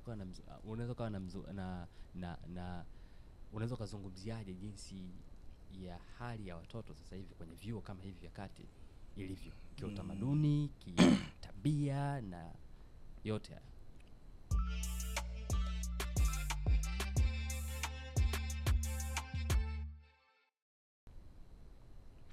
Kwanza ile treatment ambayo tulikuwa tunapewa pale chuo cha ualimu, kuja kuapply hapa chuoni pata kwa mziki mnene sana. Hakuna ambaye atamudu. Kwa sababu hapa bwana watu wako free sana. That is one. Tu nachokiona kwenye hilo ambalo umeniuliza kubwa kabisa ni maadili. Chuo kinafanikiwa kwa kiwango kikubwa kwa sababu kila mwaka kinasaili watu, wanafunzi na wanaongezeka kila mwaka, na wanahitimu pia vizuri tu, watu wanafuzu, ila tuna changamoto kubwa ya maadili. Maadili ambayo ndio msingi wa maendeleo katika jambo lolote. Na lazima uwe na ethics kwenye jambo lako lolote, uwe na maadili yako fulani hivi. Na changamoto ni kwamba sura iliyopo kwa watu kwenye jamii huko nje kuhusu sanaa ni tofauti na msingi na dhima halisi za kazi ya sanaa. Na kazi ya sanaa. Huko nje tunaona wasanii ni watu fulani waliochangamka sana, mashuhuri sana, wanakuwa wana date na watu wanne tofauti, mara kadri na huyu mara huku, yani maskendo, yani kiki kibao. Sasa kiuhalisia sanaa ina dhima zake za msingi, kama kuonya, kuelimisha, kuburudisha, kutunza amali za jamii na kadhalika na kadhalika. Hakuna dhima ya sanaa inayosema kuharibu maadili. Hakuna. Sasa maadili ni dhana pana. It's a very complex concept. Sisi maadili yetu ni yepi? Kile ni chuo cha sanaa na utamaduni. Bahati mbaya naamini wanafunzi wanapotoka huko, picha wanayokuja nayo ndio inayowaponza. Kwa sababu nimeshuhudia wanafunzi anakuja pale day 1 week, 2 weeks, month, 2 months, anabadilika pole pole. Shashuhudia pale wanafunzi wanakuja, msichana atakuvaa suruali ni issue. Lakini kadri siku zinavyozidi kwenda, baadaye anakuja kuwa bingwa wa kuvaa vitaiti bila kufuli, viguo vifupi na kadhalika na kadhalika. Mvulana anakuja pale smart, mtoto mzuri kabisa. Baada ya muda kwenda anavaa vipuli, kati ya bleach, kasuka, sio ameka dread, amefanya nini. Kwa hiyo nadhani kuna kitu tunahitaji kukitazama. Sijui ni kwenye mtaala au kwenye muongozo wa uendeshaji, kwa maana ya sheria na kanuni za chuo. Nafikiri kwa sababu kuwa msanii sio lazima wewe ukasuka kwa mfano mwanaume, ukatoboa sikio, mwanamke ukatembea maziwa wazi, sio lazima. Kwa sababu ingekuwa hivyo basi wasanii wote wangekuwa wanatembea uchi. Siku moja niliwahi kumuuliza dogo mmoja hivi kwa utani tu kwamba bana, wewe unafikiri wewe na mimi nani maarufu hapa chuoni? Wewe DJ ambaye unafikiri wewe na mimi nani amesafiri sana? Wewe ngambia, ushawahi kuniona siku moja mimi nimeweka bleach hata kwenye ndevu? Kwa sababu ndo kitu ambacho nafuga. Au yani umewahi kuona? Sio kwa sababu mimi mwalimu, yani mimi kijana pia ambaye hatujapishana sana umri. Kwa nini unasema hivyo? Ngambia, angalia ulivyosuka. Yule jamaa amesuka nywele za hivi, ameshusha hivi. Yani yule hata dada yake hawezi kusuka vile, atapendeza kuliko. Amesuka hivi, ameweka na vidoli doli. Wewe mtoto wa kiume, umevaa na heleni, unataka nini sasa wewe? Labda kwa sababu ndicho kinachoonekana kwenye videos, music videos nyingi zinazo. Lakini watu wanasema kila siku kuhusiana na hizo music videos, kuhusiana na watu mashuhuri, wanasema kila siku. Ni vile tu kile kinachosemwa aidha kinafichwa au watu wanakipuuzia. Lakini mimi langu la msingi kabisa ambao napigia kelele ni maadili. Kwa sababu wewe ukiwa kama msanii lazima uchague. Lazima ujue aina gani ya kazi unayofanya, adhira yako ni ipi na nini. Siku moja tulikuwa naonesho na Magoma Moto kwenye uzinduzi wa mfumo wa kielektroniki wa kusota na BASATA na bodi ya filamu pale JNICC. Tukacheza ngoma fulani hivi alafu nikapiga madongo fulani hivi kwamba wewe kama msanii kabla hujaingia studio, kwa mfano msanii wa muziki, ile ilikuwa ni uzinduzi wa tuzo za muziki. Okay. Tanzania Music Awards. Uzinduzi wake. Wewe kama msanii unafikiria kuhusu babako, mamako, viongozi wako wa dini, viongozi wa kisiasa, tufanye umeoa au umeolewa, mumeo au mkeo, na kama una watoto unafikiria hao. Kwa sababu unatengeneza wimbo, kwanza unautunga, baadaye unakwenda kurekodi, alafu unakwenda kufanya video. Nyimbo unatengeneza wimbo, kwanza unaenda unautunga, unakwenda kurekodi, unakwenda kufanya video. Maneno yaliyopo kwenye wimbo machafu. Video unayokwenda kufanya inaonyesha sehemu yako wewe. Kumbuka ni mkwe wa mtu, ni mzazi wa mtu. Umewaza kuhusu hiko kitu? Yani unafikiri kwamba mimi nina baba, au hata kama una baba, una mama, una mashangazi, wewe huna, basi una ndugu, rafiki yako ambaye ana wazazi wake. Ushafikiria kitu cha namna hiyo? Nakumbuka alikuwa msanii mmoja maarufu wa kike wakati ule, na pale palikuwa pana hiyo anafanya live screening ile. Wakati naongea wakaenda wakamspoti ukumbi mzima ukafanya, na yeye alikuwa ametoka kutengeneza wimbo fulani hivi, una maneno fulani hivi yanaingia kwenye message yako. Presenter mmoja mkubwa wa media kubwa wakati ule alichukua video akaipost na akawatagi watu. Alikuwa Dula Planet. Pembeni alikuwa amekaa na Mshisho Mpoto na Mandojo.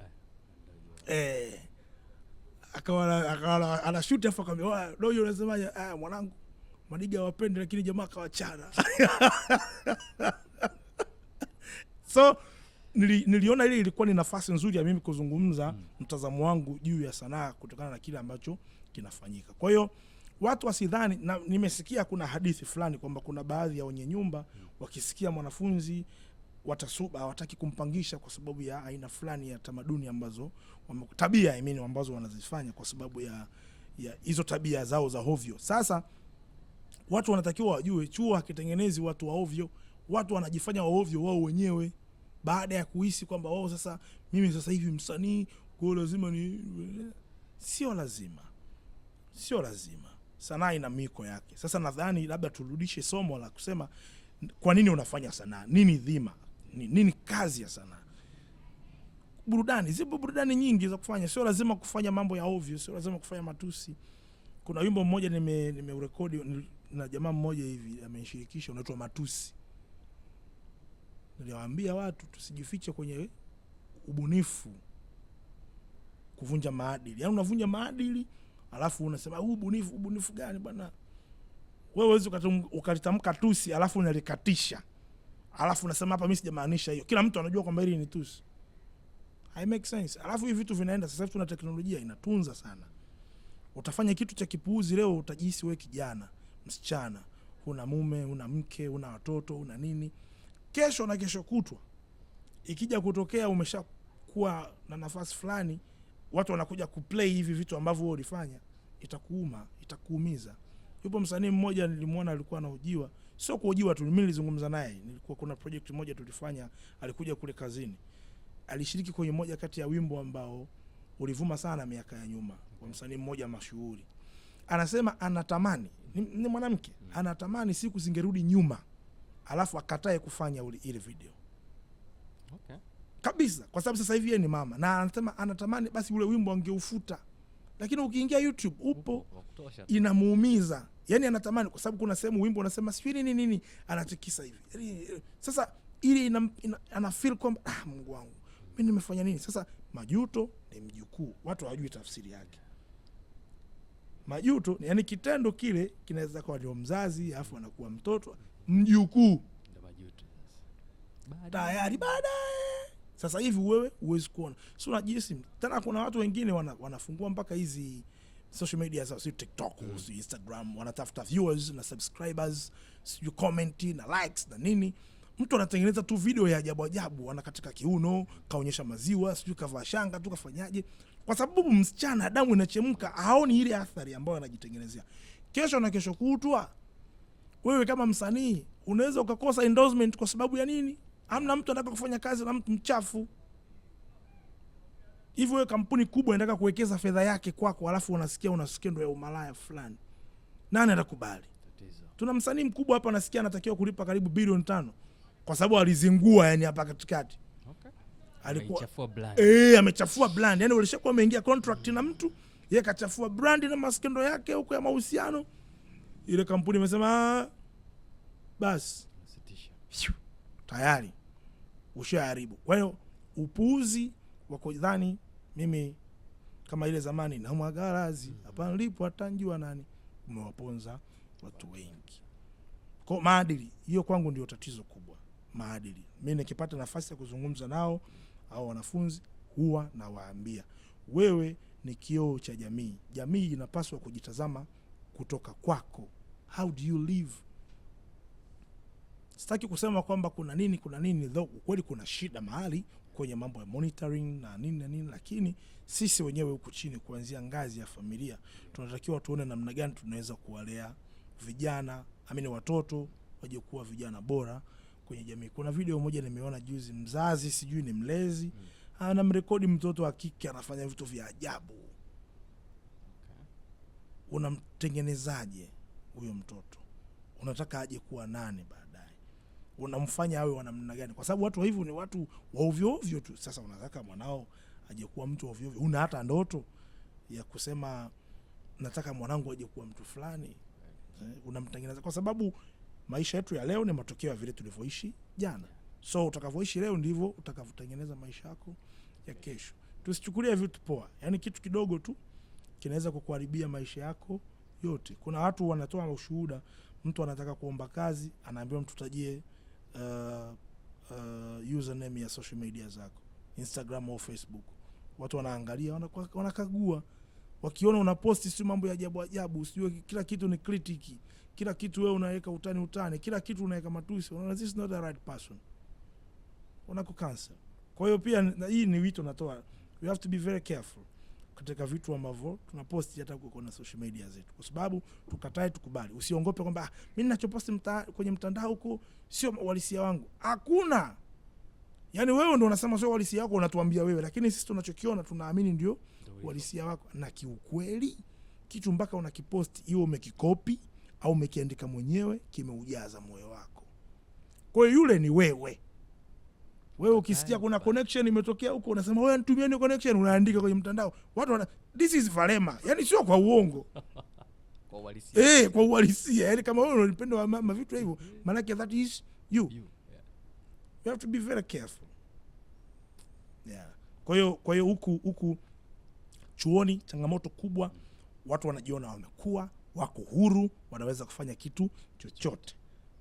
that is very risky. Kama una mtu akukwambia we hii hapana, hii acha, ni hatari zaidi, hatari kubwa sana. Yeah. Sawa, kwa kumalizia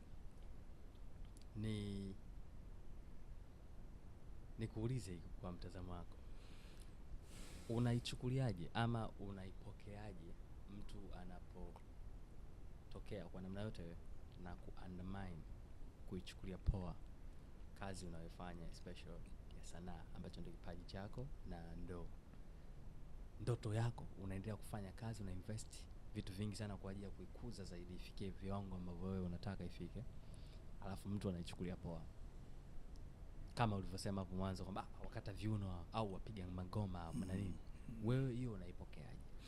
Zamani mimi nilikuwa nachukia, lakini sasa hivi for sure namdharau na nampuuza, kwa sababu yeye hajui mimi napata nini huko.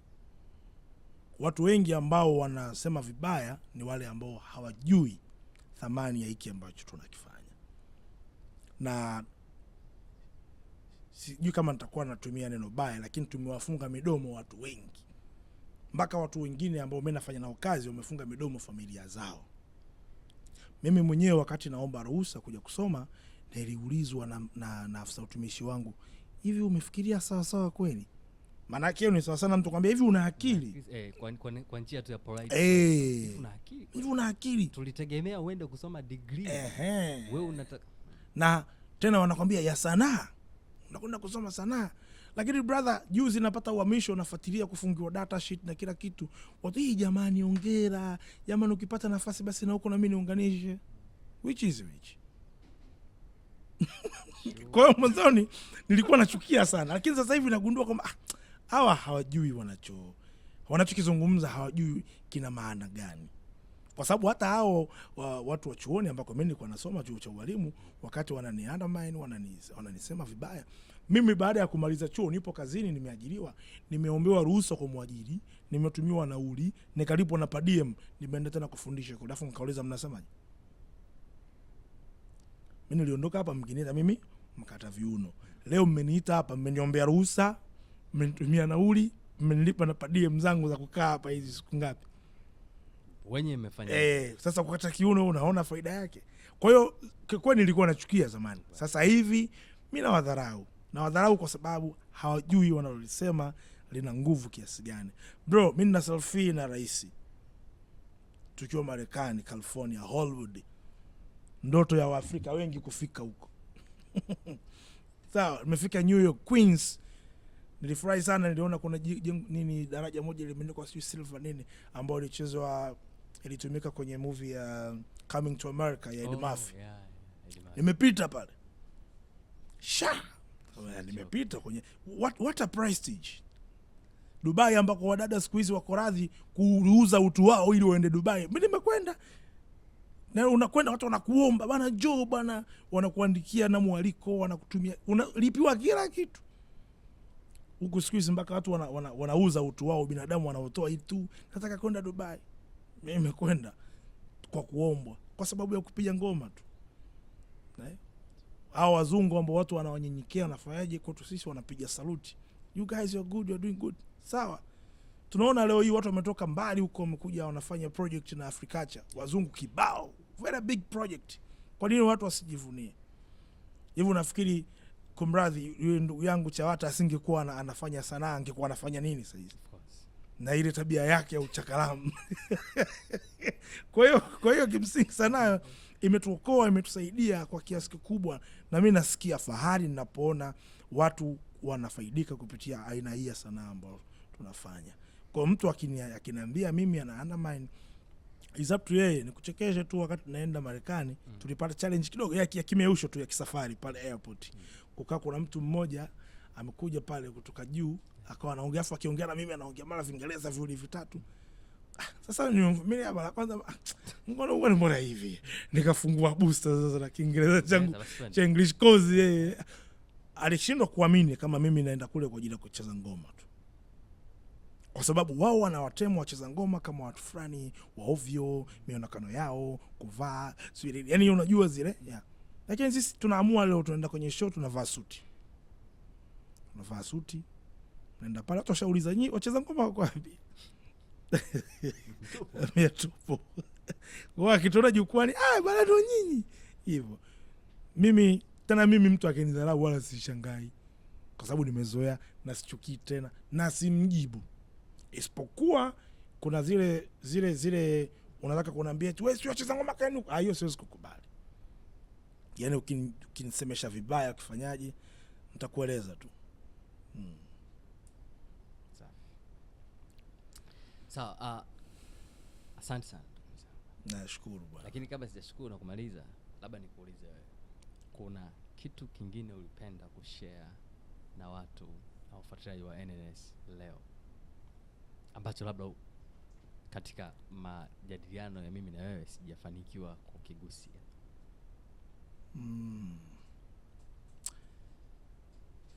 Vinaweza vikawepo sana mimi imekuwa kama umenistukiza, lakini ninachotaka kusema ambacho unaweza kukumbuka haraka kwa hiki ninachokifanya mimi, sana ni shule, ni elimu. Tunatakiwa tusome. Yaani wasanii tunapaswa kusoma ili tuweze kuvuka kimataifa. Na ninaposema kusoma sio tu kusoma mpaka ufike sijui wana doctorate sio nini, yani uijue sanaa yako. Ujue kwa nini unafanya sanaa, mipaka yako ipi, wapi usifike, wapi ufike, haki zako ziko wapi. Inasaidia sana kufanya ujiamini, inasaidia sana kuchagua kazi gani unaipeleka wapi. Nilikuwa nateta na Allen, alikanipa mfano wa mchekeshaji mmoja mkubwa. Alikuwa na show yake moja juzi kwenye tuzo za watu wa comedy. Ana namna anajitambulisha neno lake, jina lake kuna neno fulani anaitamka kidogo lina ukakasi. Sasa kwenye performance, kwa sababu alikuwa mheshimiwa rais, akajitambulisha afu kule kwenye ukakasi kule huko mtajua wenyewe. Maana yake alijua, alichagua hili neno sio la kulitamka hapa. Kwa hiyo muhimu kusoma, itatusaidia kujua wapi tunatakiwa tufanye nini. Sisi wasanii tunatakiwa tusimamie haki zetu, tulipo kiasi gani, nini sitakiwi kuperform na vitu kama hivyo. Muhimu sana. Uweze ukaenda kufanya onesho la watoto ukavaa nguo za ajabu, ukacheza michezo ya ajabu. Ukaenda kufanya onesho la kiserikali, kuna viongozi, kuna wageni, ukaimba nyimbo za ovyo. Yaani ni muhimu sana. Kuna video moja niliona, kuna msanii alikuwa anaimba Singeli, sasa kumtaja, lakini mgeni rasmi alikuwa Kikwete. Okay. Alivyoanza kuimba tu nyimbo yake ile, wimbo wake ule, Kikwete alinyanyuka, na huyo jamaa sio ilikuwaje akamtime ile video. Alinyanyuka anaondoka kabisa. Yaani na watu timu yake haikutarajia kama angenyanyuka. Unamwona kabisa alivyonyanyuka na watu wengine wote wakanyanyuka ile ghafla huyo anaondoka. Na akionyesha kwamba sura yake inazungumza kwamba hiki sio kitu sahihi. Kwa lazima tujue, tunataka tupeleke sanaa yetu kimataifa. Tunapeleka sanaa gani na tunaipelekaje? Majukwaa ya kimataifa yana namna zake. Kuna utamaduni mwingine wako wewe ukiufanya kwa mwingine ni matusi. Muhimu pia kujua vitu kama hivyo. Hilo ndo ninaloweza kusema kwa haraka kwa wasanii, hasa juu ya kuhakikisha wanasoma ili wajue wao wanafanya nini na kwa nini wanafanya. Lingine muhimu ni kwa wazazi, ni muhimu kushikilia na kuwasaidia watoto kufikia ndoto zao. Ni muhimu kwa wazazi kuwasaidia watoto kuweza kufikia ndoto zao.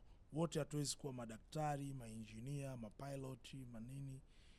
Wengine kama hivi tunakuwa wasanii na maisha yanakwenda. Na hakuna kupata kusikokuwa na maumivu. Yaani ukiona wewe njia unayopita imenyoka tu haina, unajua umepotea. Yaani hiyo njia sio sahihi. Yaani kiuhalisia maisha yana ups and down. That's how life is. Jikubali vile ulivyo ambavyo wewe unaona uko ovyo ovyo, kuna watu wanatamani. Yes. Kuna watu wanatamani maisha yangu. Though na mimi na mambo ambayo nikikana bana natamani ningefika pale. Mwingine anatamani angekuwa mimi. Hivyo. Najivunia tu kwamba kuna watu wakisimama wanasema yule nimesoma naye. Yule nimekuwa naye mtaani. Yes, siku moja nilicheka, nilikuwa niko kwenye performance alafu naruka live. Jamaa kaniona, yule mimi mwanangu kabisa nimepiga naye ile skuli. Kwa hiyo nimpigie hapa. Anapigia Samii. Niko stage ile. Kwa baadaye nashuka na kuta miss call. baba vipi? Nilikuwa nakupigia hapa bwana, niwaambie watu nakuona. Lakini ndio hivyo, tunafurahi maisha yanakwenda ya. Sawa, kwa niaba ya timu ya watu wa NNS, sisi tukushukuru sana kwa kukubali mwaliko wetu na kuwa nasi studio na hapa kwa ajili ya hii session, na pia watazamaji watatuwia radhi kwa sababu tulikuwa mazoni, tuna changamoto ya mvua ilinyesha. Sio changamoto, ni baraka of course, lakini hatukutaka kusimamisha ama kuchelewesha kwa sababu ya mvua, kwa sababu sisi hatuko kwenye dunia yetu pekee yetu, tuko kwenye uhalisia. Mvua inaponyesha tutaisikia, na itapokuwa imekata pia hatutaisikia kama sasa hivi ilivyo. Kwa hivyo mkiona hizo transitions za sauti zisiwasumbue wala zisiwape shida, ni mambo tu yanotokea kwenye hali ya kawaida kabisa ya kimaisha. Naitwa Epimack Adrian Luanda, maarufu kama Mizambwa Midauli Midavudavu. Mimi ni mwenyekiti wa kikundi cha sanaa za maonesho Magoma Moto ambacho kinapatikana Bagamoyo, Tanzania. Mimi ni mwalimu wa masomo ya historia na Kiswahili, lakini pia ni mwalimu mkufunzi msaidizi kwenye idara ya sarakasi na ngoma, taasisi ya sanaa na utamaduni Bagamoyo. Kwangu imekuwa fahari na faraja pia kukaribishwa kwenye NNS. Nashukuru sana. Naamini kupitia kipindi hiki watu watajifunza vitu vingi, na tunavyoshare hizi stories zetu, kuna mahali tulipoanguka tutaona tunahitaji kunyanyuka, kwa sababu kuteleza sio kuanguka, na maisha yanapaswa kuendelea. Nashukuru. Asante sana.